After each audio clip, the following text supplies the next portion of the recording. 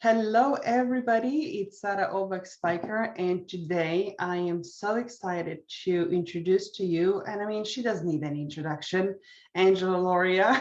Angela, Kali, how are you? Oh my God, thank you so much for having me here. I am fantastic and excited to chat. Likewise, and apparently some of my dogs are downstairs, so you might hear the I bark. feel like your dogs would like to participate in the podcast too. I So, mean, who wouldn't? right. So, for full disclosure for the audience here, Angela has been one of my superheroes, and she has been one of those people that I'm like, what would Angela do? And the first time you came onto my radar was actually, since before we started recording, we were talking about sex a little bit, this book. Oh, that's how you found me? I wonder how Melissa Krivicek is. I don't know. We'll have to Oh, follow up. That's how I wow. found you many years ago. Wow, that was many years ago. That's a spicy book. I've heard is it Sales and Sex? It was like the intersection of It was Sales, Sex, and Seduction, and she interviewed a bunch of billionaires. You are the only woman who made the cut. Yeah, it's a great topic. I think people don't. I was thinking about this when we're recording it. It's the middle of all the Andrew Cuomo. The report just came out and he hasn't been impeached yet, but we're all sort of expecting that. So maybe when you're listening, he's been impeached. But I was thinking about that this morning. Could you be as good of a leader as just in terms of leadership qualities, not what you think about as policies, but he has very strong leadership qualities. Could you be that good without having a really intense sex drive, which he obviously we now know has, maybe not always healthy, but like so many people, like, you know, Bill Clinton, obviously Donald Trump had his challenges, so many like amazingly strong, generally male leaders also have a sex drive that has gotten them into trouble and maybe some unhealthy, but there's some connection there. And in that book, which I think is a topic we don't talk about a lot, but is exploring that connection between seduction and sales and sex. And if you look at it from a chakra system perspective, it's all womb chakra. Money and making babies happen in the exact same location in your body.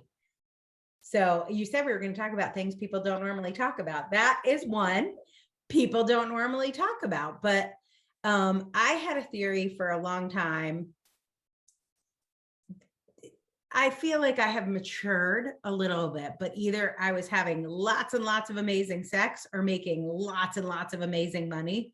And it was very hard for me to balance doing both of them at the same time because I'm very full on in both activities. So. Oh, interesting. Oh my gosh. Yeah. So let's stay on the topic. I know for me, from history of being an athlete, that was also the big thing. And I know for athletes, it's like, oh, the guys with testosterone, but no one was talking about the female drive. And it's not a secret that I would say, you know, before big competitions, guys have to withhold from not have sex. Yeah. Exactly. So that all the testosterone builds up or whatever. But I remember for myself, I needed this release before big competitions. And I was talking to a trainer once because once I had a boyfriend and we were on total opposite side of the spectrum. I mean, I was ready to go every day and he was like, oh no, stay away. I was like, I'm supposed to have headaches. What is going on here? Right. But yeah, there is, go ahead, I interrupted. Yeah, there's I'm trying to remember her name now. Stephanie Estima, Dr. Stephanie Estima or Estima, I'm not sure how you say it. She did an amazing Medium article about how women should probably have twice the number of orgasms they're having, and men should probably have half. Yeah. It's like whatever we want, it's the opposite. But I never thought about it with sports, but I could completely see that. It would put you into much more, that's probably the oxytocin, but much more of a relaxed state so that all your practice would be more likely to pay off. That's a way to put it. Absolutely. Yeah. Yeah, but with women, as I think right now we are facing a whole different reality after 2020. First and foremost, a lot of us awakening to realization that so many people who we thought who they were are no longer, and we can go down that route.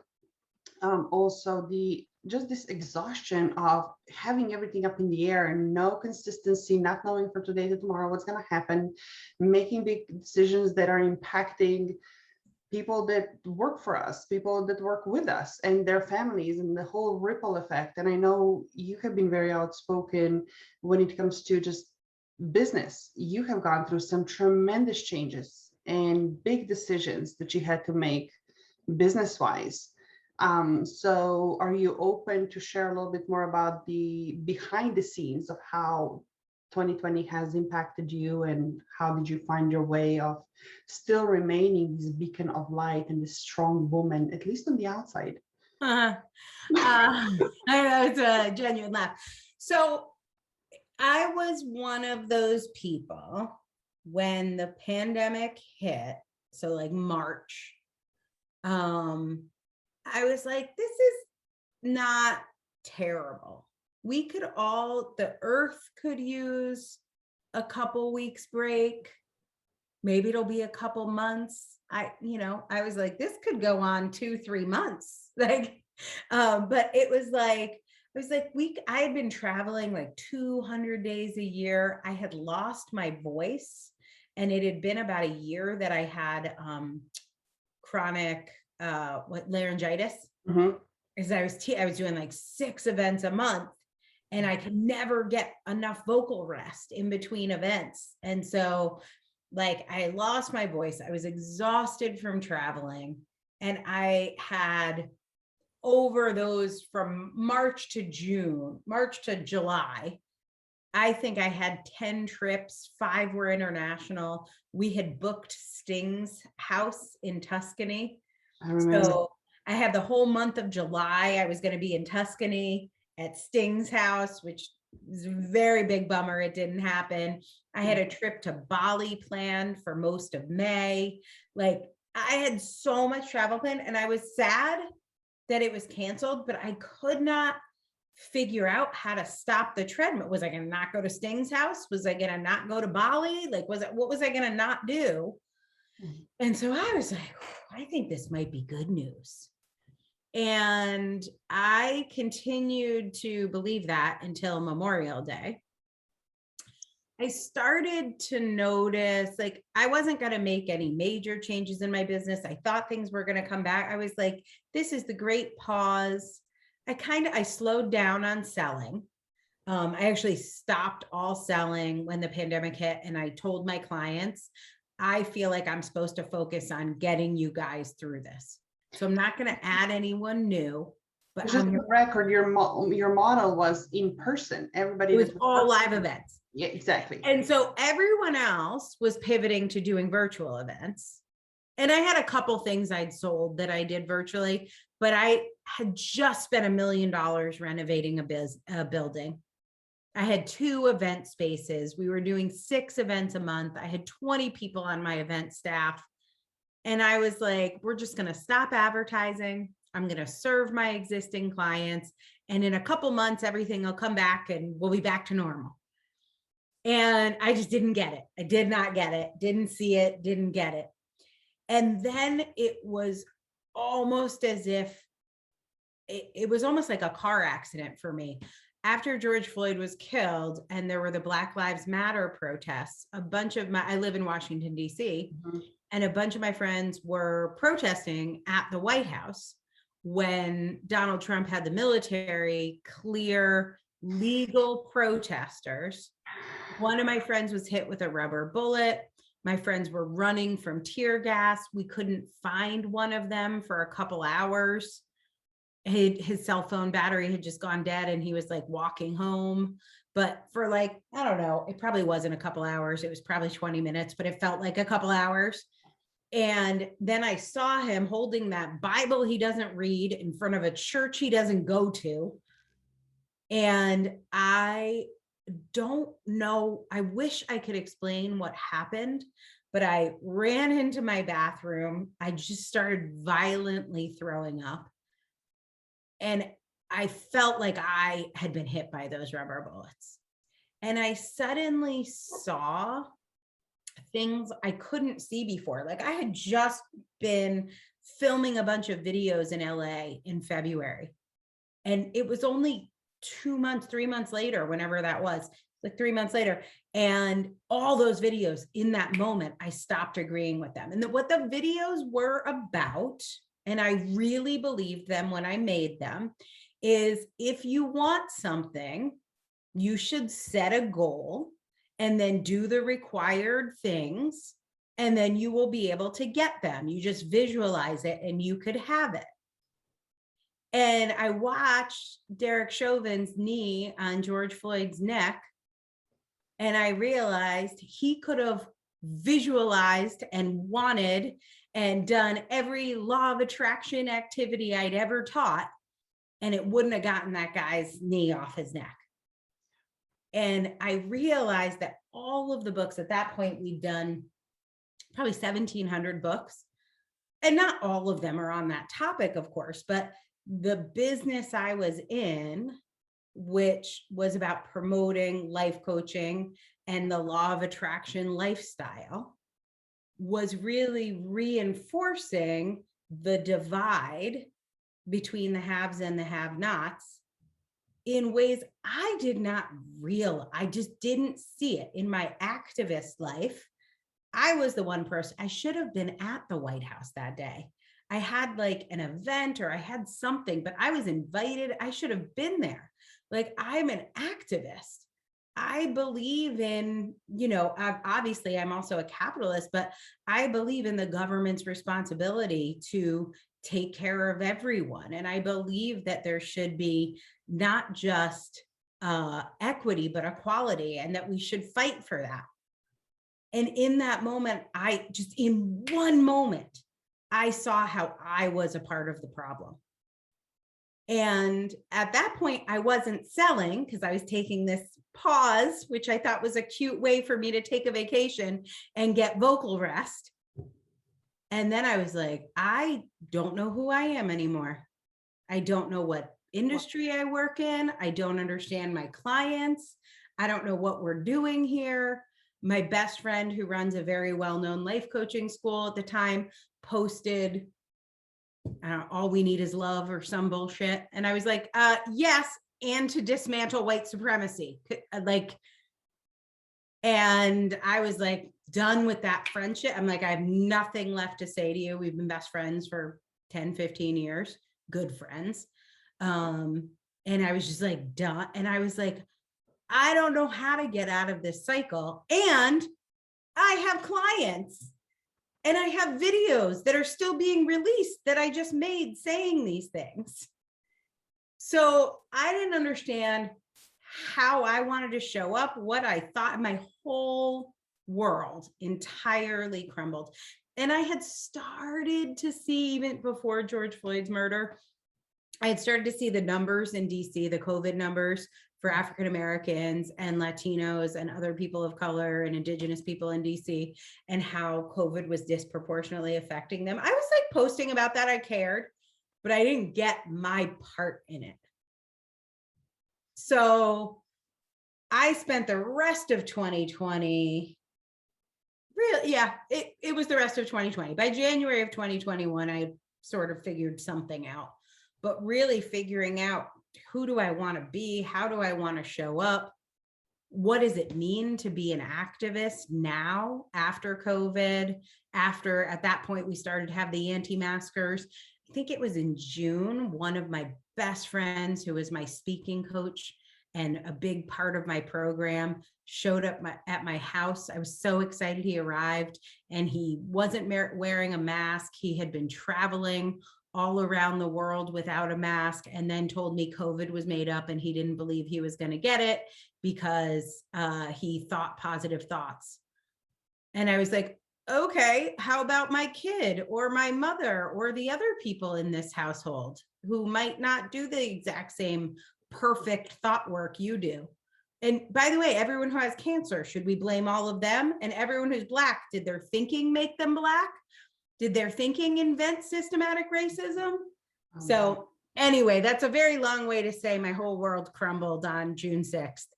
And the next 6 months for me were really finding a way to go on. And it hasn't been easy. I do feel like I've reached some conclusions, but I think it's a hard place to be in the wellness world right now. I want to say first and foremost, thank you for sharing that. Again, it's something that we don't discuss enough, I think, because still you're trying to put on a brave face. You're trying to reach out to those who you know are in trouble, and you try to pick them up. And in the end, it's like, wait a minute, I need to figure out who I am. I've experienced something this past year as well. And my husband and I were just having a very heated argument over it. I was like, yeah, it's like the whole, everything that I knew about myself, everything that I envisioned for a business falling apart. And there is no timeline on when it's going to be assembled again. And when the cash flow is going to be back to where it was. Like, I don't know. Yeah, I mean, that's the thing for us. I eventually gave up both of our event spaces. We laid off 30 people. We had to rebuild programs, and I wasn't even sure I wanted to sell them, and I was rebuilding them. And meanwhile, I'm coaching people on how to build their business. Like, meanwhile, you have to go on, like, there's no timeline. You don't know what you want, but there's a client in front of you you're supposed to coach. So can you talk to us about that process? And it may apply to other professions. It doesn't necessarily have to be a coach. But this, do you compartmentalize? How do you reconcile with this gap in between who you're supposed to show up as and take care of the commitments and responsibilities, and then the picture that you see as a reflection in the mirror when you're like, I don't know who you are. I don't know where we're going. I don't have the answers, and everybody's looking to you for the answers. I know what most people teach. Like, most people would teach you, like, lean on your experience. Don't talk about things you aren't 100% sure of. Don't talk about religion and politics. You know, talk about that which you know. I did the opposite. So, which I'm not saying is good, by the way. I just, one of my top values is integrity. And I have a very broad definition of lying, and any form of it drives me crazy. And hypocrisy is a form of lying. And I told my clients every single thing. I told my prospects every single thing. I fired clients. I cut clients off. I blocked them. I wrote shit posts about that. Like, I did not compartmentalize. I think you're supposed to. I just don't have it in me. First of all, I was having enough trouble sleeping at night. Yeah. But if I took one of my clients I have many clients that were QAnon supporters, probably still are. I don't know what QAnon is anymore, but I eat pizza at Comet Pizza regularly. I am a regular at Comet Pizza. There is no child abductions happening at Comet Pizza. My friend Pete was there when the gunman was there. And now I have clients that are telling me they are worried about child trafficking and crying on calls with me, and I'm supposed to coach them. And I fucking know Save the Children, and I'm worried about child sex trafficking means QAnon. And I'm not just going to sit there and pretend. I'm like, are you fucking reading QAnon shit? Put that down. Those are fucking lies. And I'm not going to coach you anymore. And I'm going to call you out and tag you on Facebook, which is not what you're supposed to do. Just for the record, I do not recommend this for revenue purposes. So we lost $9 million in 2020 because maybe Angela had a few but I couldn't smile and be like, yeah, let me give you some business advice while you're saving the world from people, Hillary Clinton drinking baby's blood. And I think it goes hand in hand also with The Weight of Success, the Emmy Award documentary that you did. There is a price that you pay for staying in integrity. with your core values, unfortunately. And I think we are just in this space right now when there's just so much rearranging going on that, yeah, if you want to remain to be creme de la creme, and if you want to remain to be this socially conscious and difference makers and servant's heart, I know this is one of the ways you describe yourself too. Yeah, there's going to be a price to pay. But that's going to separate you again from the masses who, I don't want to label in any particular way, but yeah, that's going to separate you. And I don't think the masses are QAnon, by the way. No, I no, think the masses are just happy to say, if you want to get vaccinated, that's fine. If you don't, that's fine. If you want to vote for Trump, that's fine. If you want to vote for no one, that's fine. Like, and I can't be that person. I mean, we can't afford anymore to just be complicit. That's my issue. Yeah. And I mean, hearing like losing $9 million in order to stay in integrity, it's like, wow, I have never in my life seen that amount in front of me. What is the thought process like? How were you supported through all of that? Because you did not go through it all alone, I hope. I didn't, although getting help was really tricky for me. So I should say, like, I was working with my primary care doctor. I was working with with a therapist, my therapist who I hadn't been seeing for a while, but I immediately started seeing my therapist again. I reached out to friends for help, and many of my friends are amazing coaches and therapists, but I did not find anyone's help helpful. Like my doctor, who's amazing. Oh, you know who is not helpful? I did not find the suicide hotline operators helpful at all. I'm hearing that a lot, and they were not helpful. And I'm like, maybe this is suicide help for dumb people. I don't know who this would help. They're like, it was not helpful. Like, I looked for help. I reached out. I mean, I'm not shy. Like, I wasn't embarrassed. I didn't feel ashamed that I was depressed after laying off, 75% of my staff, 20% of my clients, losing my home, losing 2 venues. Like I thought it was pretty healthy to be a little depressed over that. But none of the help really helped me until I mean, this is the dumbest story. I know you know it because you follow me on social media, but we ended up getting a house that is on the beach. Yeah. And I was really annoyed when we got it because it has a sunrise view and not a sunset view. And I'm like a sunset person. I thought I was a sunset person. And so then I was like, I wonder what sunrises are like. I had always woken up. If you're listening and you don't know this, this is a good tip. When you Google what time is sunrise, it'll say like 5:51.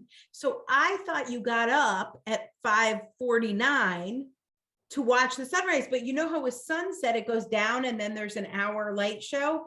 With sunrise, the hour light show is before. I did not know this. I had never seen a sunrise. I'd seen lots of boop, where the sun pops up over the horizon, but I had never seen a sunrise from the beginning. They're amazing. It turns out I'm a sunrise person. And I felt like I always had a spiritual life, but I really felt like God started talking to me through the sunrises. And I would just stand barefoot on the rocks in my backyard, hearing the waves crash and watching the sunrise. And every sunrise, every morning is different. And they all have it's like conversations with God for me. Like the sunrise has a very specific message for me every morning. They were the only messages that were ever helpful.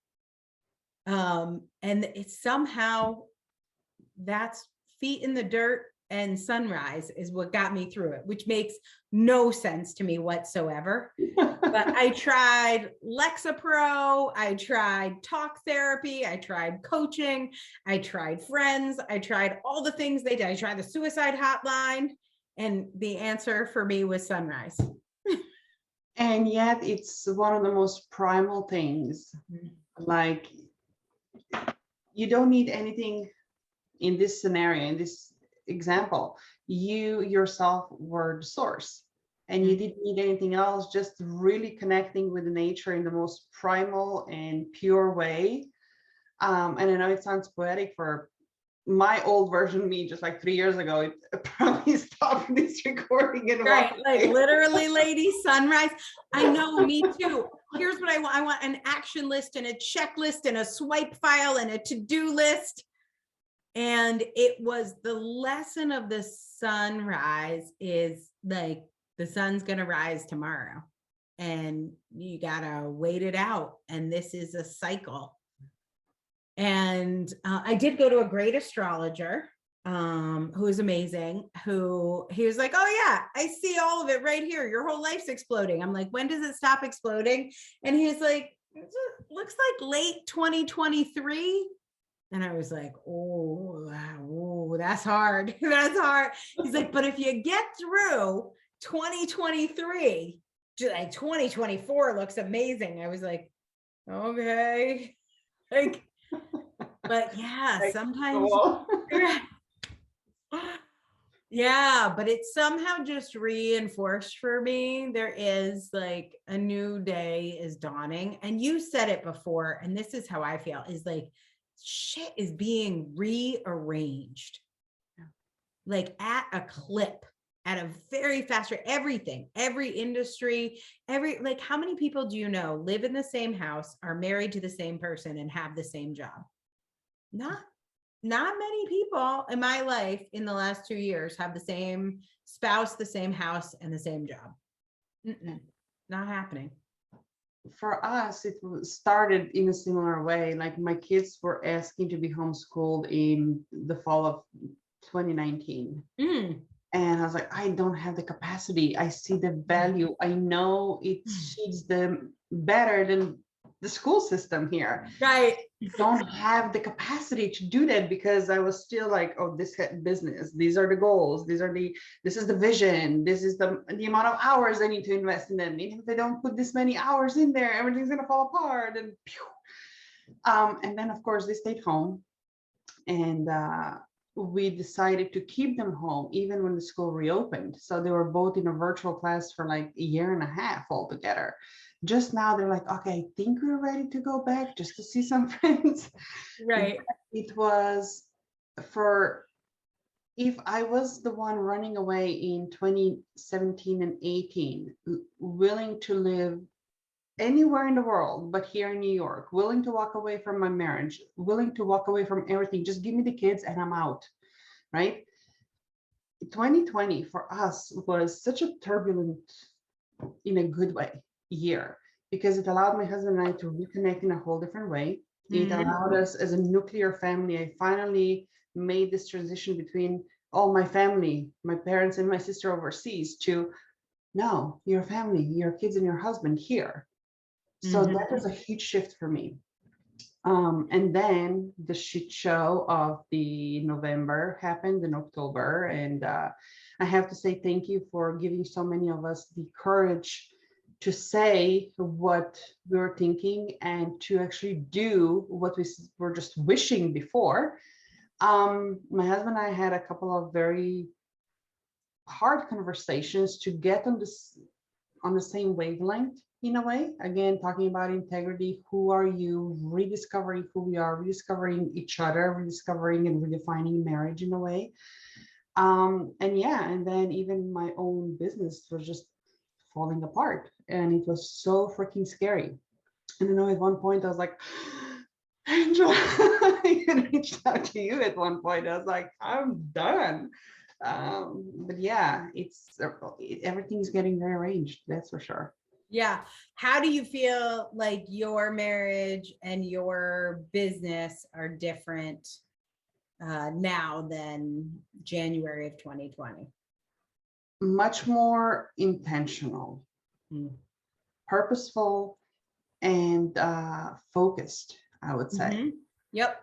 I had this huge ego, as I don't know if you ever experienced that, knowing that you have a PhD.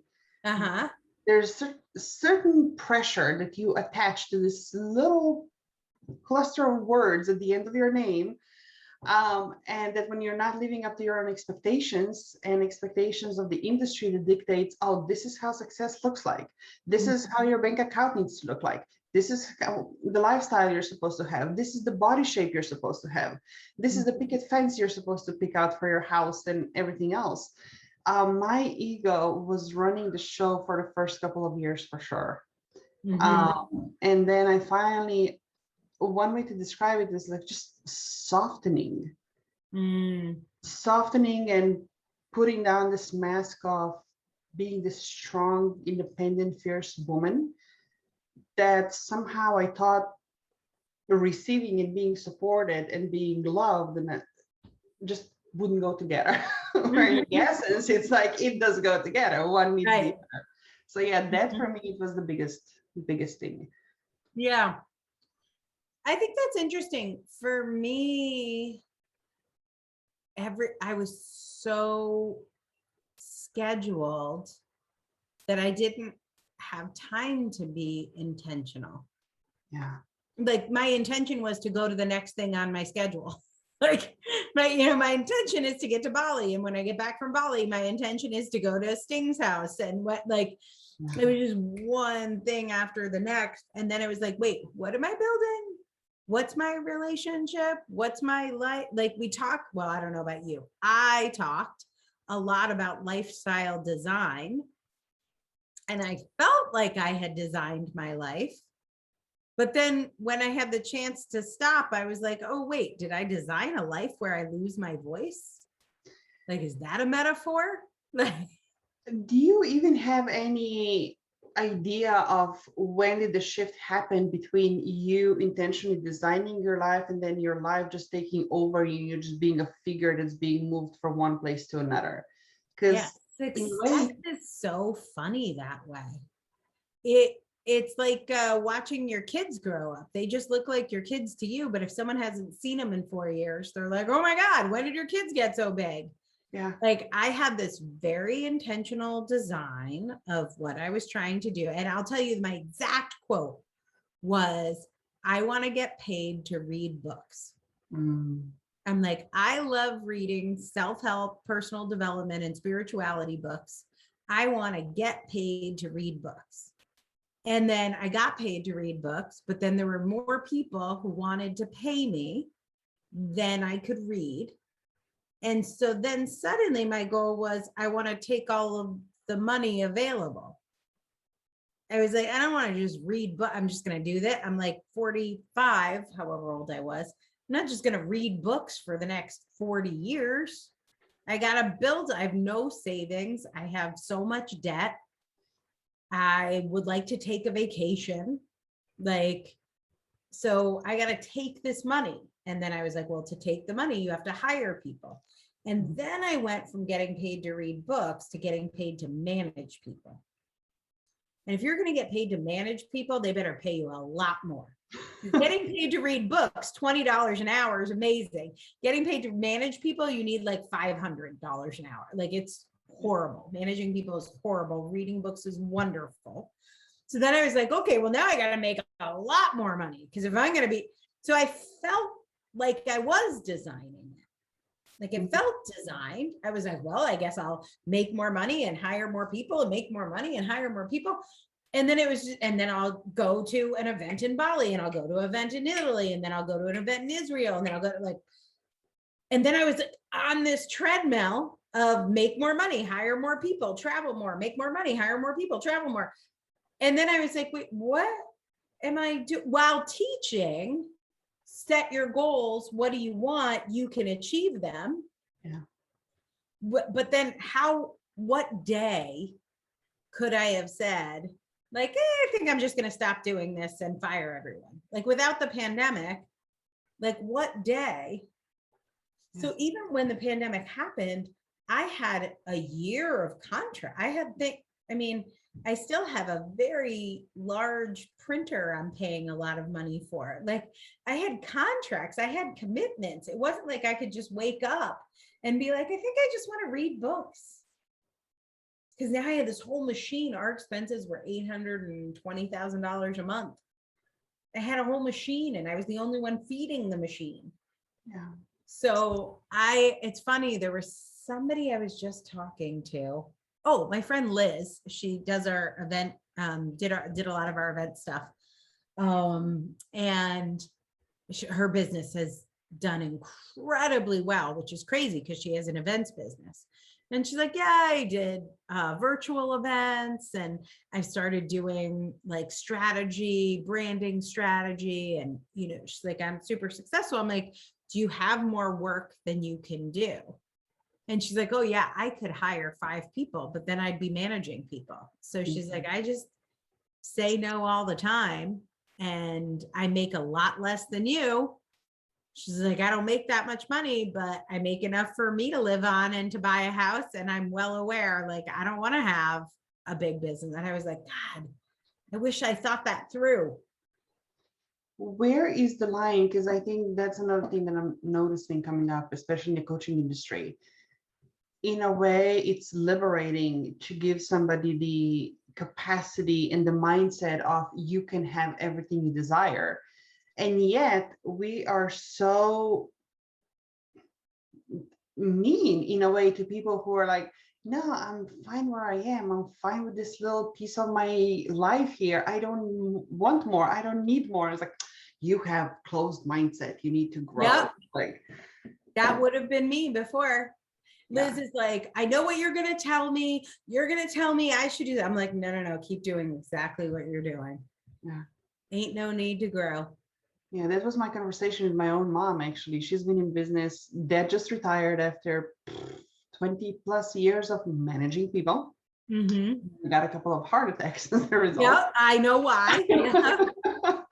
And my mom is eyeing her retirement for next year. Also, 30 years or so of being on her own boss.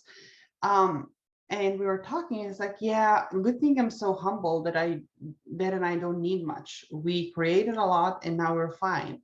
And a part of me was always like, oh, no, we got to fix this thing because Right. You're not going to throw your whole career away. And I'm like, wait a minute. Who's the stressed person here? Who's the one obsessing over the bank account every single month because there's not enough zeros in it? Mm-hmm. And feeling this, oh, I'm not spending time with the kids. Oh, shoot, kids, I need to go back to work, kind of a juggling. Kids work. And Jesus, happy as a clam, So it's like, yeah, there's a lot of things to redefine and rethink and redesign. I think we finally got. I would love to believe that we finally reached a point where every woman in particular, including men, because that's a whole different conversation of the social structure around the men and their expectations. But to give ourselves a permission of, hey, you know what? What about you just take your own whiteboard and your own colorful markers and you redefine every single thing that you feel you need to redesign, recreate, rebuild, whatever suits you. Yep. Well, that's why people aren't going back to their restaurant jobs. That's what everyone's just done, not just us. Yeah. So much more intentional world. I don't know what that's going to mean. I think it's going to mean longer waits and fewer restaurants. That's going to be one thing. Nobody wants that job. Not a good job, I don't think. I know we got to get going, but is there anything that you feel still needs to be expressed? Anything you'd like to share in closing? Because I just want to say thank you. This is amazing. Yeah, I mean, I think where I'm at now is just life is messy. And I do think law of attraction works.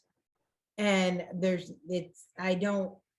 a lot about coaching that's really good, but things are complicated. And if you are somebody who hasn't figured out what your thing is and you maybe tried therapy or you tried coaching and you didn't like it, just like, I liked both. I've tried both and I've liked both. And this time around, it didn't work for me.